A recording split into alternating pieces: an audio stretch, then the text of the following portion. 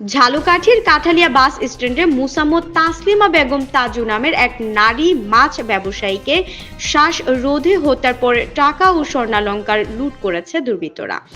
19 December বৃহস্পতিবার সকাল 10:30টার দিকে কাঠালিয়া বাস স্ট্যান্ডের ভাড়াটিয়া বাসা থেকে কাঠালিয়া থানা পুলিশ তার মরদেহ উদ্ধার করে পোস্টমর্টমের জন্য ঝালকাঠি সদর হাসপাতালে মর্গে পাঠিয়েছে। স্থানীয়রা জানায় নিহত তাসলিমা কাঠালিয়া বাজার ও বাস স্ট্যান্ড এলাকায় স্থানীয় নদী ও খাল বিলের বিভিন্ন প্রজাতির দেশীয় তাজা মাছ বিক্রি করতেন।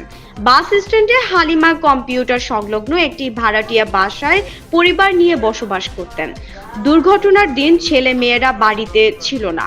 পুলিশ ও প্রতিবেশীদের ধারণা কেউ বাসায় ঢুকে শ্বাসরোধ করে হত্যার পর টাকা ও স্বর্ণালংকার নিয়ে পালিয়ে যায়।